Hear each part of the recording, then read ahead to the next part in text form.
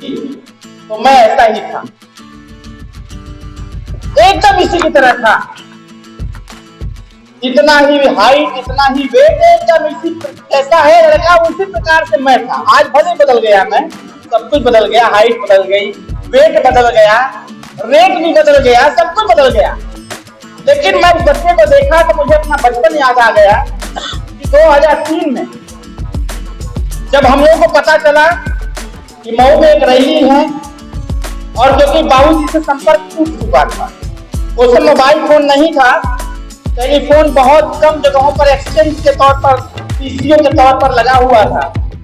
तो बाबूजी पार्टी बनाने के बाद गायब हो गए। हम लोगों को ऐसा लगा कि जब संपर्क में नहीं आए तो हम लोगों ने समझ लिया कि लगता है कि बाबूजी कहीं खत्म हो गए, मतलब वो वापस नहीं आएंगे, न फोन न चिट्ठी न कुछ न कुछ। हम लोग सोचते रहे। रैली 2004 में थी सर, 2003 में 4 में थी, 2 साल हो गया था बाबूजी को।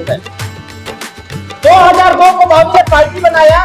2002 में 27 अक्टूबर को, हम लोग 30 अक्टूबर को बाबूजी घर से निकल गए, पता नहीं चला कहाँ गए। न कोई फोन आया। एक हमारे गांव से हट करके एक चितौरा गांव है, वहां पर एक ठाकुर के घर पर फोन लगा हुआ था। तो हम लोग जाते थे पैदल, उसके यहाँ पूछते थे कि बाबूजी का फोन आया था। तो ठाकुर साहब बोलते थे, अरे कहीं मर और गल हुई कि तो फोन आवा था, यहाँ पर कोई फोन नहीं आया था। फिर हम लोग आते थे तो माई के और दादाजी को, दादी को बताते थे कि ऐसा है कि ऐसा है, कोई फोन नहीं आया है, पता नहीं बाबूजी कहाँ है। हम लोग सोचे किसी की चिट्ठी आएगी। हमारे यहाँ चौबे जी डाक मुंशी थे, उनके यहाँ जाते थे ये पूछने के लिए कि हो सकता है बाबूजी चिट्ठी लिख के भेजे हो, मुंशी साहब देते ना हो चिट्ठी हम लोगों को। तो उनके यहाँ जाते थे पूछने के लिए कि हमारे बाबूजी के कौन चिट्ठी याद रहता। डाक मुंशी जी कहते थे कि ना कौन चिट्ठी ना लगा। बाबूजी के मित्र हुआ करते थे चौहान जी, जय सिंह चौहान उनका नाम था, बहुत परम मित्र थे। तो कटौना गांव में भी एक एक्सचेंज लगा हुआ था चौहान जी के यहाँ। तो उनके यहाँ लोग जाते थे, अक्सर धान उन कराने के लोग जाते थे उनके यहाँ। तो उनसे आकर पूछे कि चाचा जी बाबूजी के कोनो फोन या कोनो चिट्ठी ना कोनो फोन ना ले।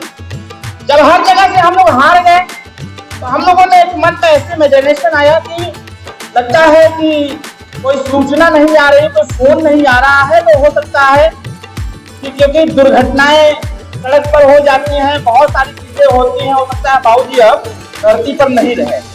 अब चिंता होने लगी कि हम लोग पढ़ेंगे कैसे। अब जरा सोचिएगा कि 21 साल बेमिसाल संघर्ष जो मैं बता रहा हूँ, थोड़ा सा उसको समझने की आवश्यकता है, क्योंकि जब इसको आप समझेंगे तो आपने जो 21 साल का मेहनत किया है, वो मेहनत अगर आपको थकान महसूस होगा तो ये बात सुन करके आपको थकान महसूस नहीं होगा, बल्कि आपके में ऊर्जा आ जाएगी। और फिर आप ये कल्पना करेंगे कि 21 साल बीता, 20 साल बीता है, मुझे 20 सालों संघर्ष करके जब तक आने वाली चौथी पीढ़ी को हिस्सा नहीं दिला देंगे तब तक चैन से बैठने वाले नहीं। तो मैंने जब हर जगह से हम लोग हार गए तो चिंता होगी पढ़ाई कैसे होगी। पढ़ाई उस समय फीस लगता था 10 रुपया। आप कल्पना करिए कि 10 रुपया की फीस देने के लिए हम लोग परेशान होते थे कि ये 10 रुपया साला दिया कैसे जाएगा। तो इधर उधर करके 10 रुपया दे देते थे। लेकिन जब कोई तिमाही या छमाही या एनुअल एग्जाम आता था, वार्षिक परीक्षा होती थी, तो उसमें 150 रुपया लगता था फीस का। 150 रुपया लगता था तो 150 रुपया बहुत बड़ा पहाड़ दिखने लगता था। अब पिताजी के जैसे मान लिया गया था कि बाबूजी नहीं है, तो ये हुआ कि अच्छा थोड़ा वेट करते हैं, थोड़ा इंतजार करते हैं, 2-4 महीना में हो सकता है चिट्ठी किया जाए। साथियों, आश्चर्य हो गया आपको कि 29-30 तारीख को बाबूजी निकले और हम लोगों के पास 22 अक्टूबर 2024 को एक हैंडबिल मिला। वो भी हैंडबिल कहाँ मिला? बाजार में। हम गए थे सामान लाने के लिए बाजार में दादाजी के साथ। तो बाजार में चस्पा हुआ था, 3-4 पोस्टर छोटा छोटा A4 साइज का चस्पा हुआ था। तो उसी को देखे तो उसमें फोटो बाबूजी का था।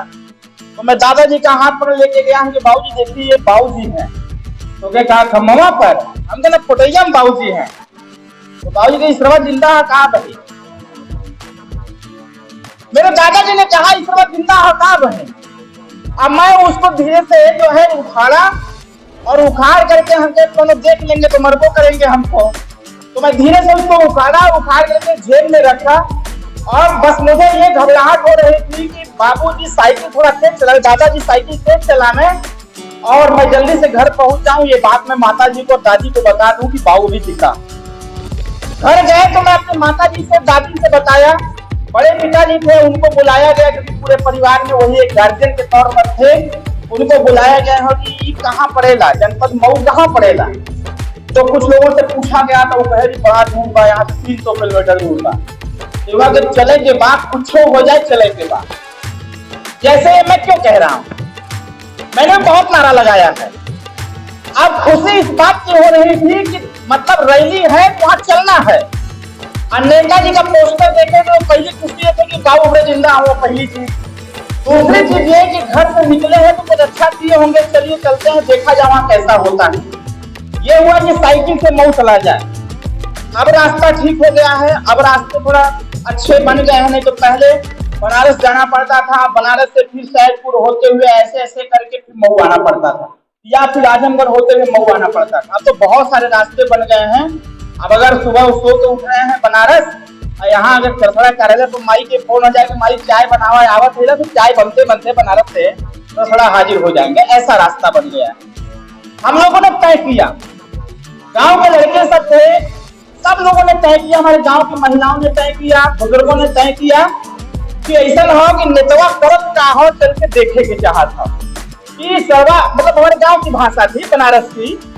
गांव के लोग सर्वा जो अपने लड़का लड़की मेहरारू को छोड़ करके गहत घूमत हो। गहत मतलब कि पूरा प्रदेश घूम रहा है। एक पते ना हो कि लड़का लड़की पढ़ी है कि न पढ़ी है। चलो वही चलते बात हुई। अब ये हुआ कि जाएंगे कैसे हम लोग, अब जाएंगे कैसे, तो खोजाई चालू हो गई। तो पता चला, अब जानिए खेला यहाँ से चालू होता है। जब हम लोगों ने गाड़ी खोजना चालू किया, उसमें जीप चला करती थी, बलिया में आज भी दिख जाती है जीपें। जीप खोजना चालू किया तो यादव जी की जीप थी, जिस जीप को बाबूजी चलाया करते थे। एक यादव जी की जीप थी, उनका नाम दीना नाम था ना सर, दीना। उनकी जीप थी जिसको बाबूजी चलाया करते थे, उनको कंडक्टर हुआ करते थे। तो ये हुआ कि वो जीप है उनकी वाली, जिसको बाबूजी चलाते थे। चलते हैं, उनसे बात करेंगे और बात करके उनको मऊ लेके चलेंगे। जब गए वहां पर तो पता चला कि इनकी गाड़ी पहले से बुक कर लिया गया है। तो पूछा गया कहाँ जाना है, तो कहे मऊ जाना है। तो किस लिए जाना है, अरे वो ओम प्रकाश का रैली है ना, खाली सूर के लोग बुक कर ले हुए वहां लोग। तो ये भाई जब हमने कैसे चल जाएगी। तो हमारे गांव में के बगल में खौलू यादव करके थे, आज भी हैं बेचारे। तो उनके पास 2 ट्रैक्टर थी और एक रजई सिंह करके हैं, एक उनकी ट्रैक्टर थी, और एक बेजू सिंह करके हैं, एक उनकी ट्रैक्टर थी। तीनों लोगों का ट्रैक्टर कह दिया गया कि भाई आपको 26 तारीख को मऊ चलना है और 28 तारीख को वापस आना है। तो ये मऊ कहाँ पड़ी थी, वहां पड़ी, बलिया के नजदीक में पड़ी। उसमें बहुत ज्यादा जानकारी नहीं थी हम लोगों को। वो बलिया जो है चंद्रशेखर जी का नाम लेकर के जो प्रधानमंत्री वाला जिला है, उस जिले में चलना है। तो ये हुआ कि उसका रेट तय हो गया, तो 600 रुपया तय हुआ। तीनों ट्रैक्टर का 600 रुपया तय हुआ, 1800 रुपया। अब ये हुआ कि 1800 रुपया आएगा कहाँ से। तो फिर गांव के लोगों ने अपना, मतलब हमारे दादाजी, बड़े पिताजी, दादी, हमारी सब लोग तय किए कि ऐसा है कि हमारे पास वो गेहूं रखा हुआ है, उसको बेचते हैं, पुराना चावल रखा हुआ। सब लोगों ने कंट्रीब्यूट किया। कोई 50 रुपया, उसमें 100 रुपया बहुत ज्यादा हुआ करता था। 50 रुपया, 100 रुपया, 10 रुपया जैसे हुआ तो पैसा इकट्ठा हुआ। फिर उसके बाद हुआ कि 100 हारन बांध दिया जाए, मतलब उसमें ट्रैक्टर में नारा लगाने के लिए, क्योंकि नारा लगाने में बहुत माहिर था। तो लोगों ने हमको क्या किया कि ट्रैक्टर के जो ट्राली थी उसके आगे, जैसे ये है इसके आगे डंडी लगा हुआ था, लोग हमको वहीं पर खड़ा कर दिए, कहे कि यही नारा लगा, ये नारा ज्यादा लगाता है, इसी को नारा लगाते हुए चलना है। और साथियों 26 तारीख को हम लोग घर से निकले और 26 तारीख से रात को निकले, 26 तारीख को, और वहां हम लोग पहुंचे।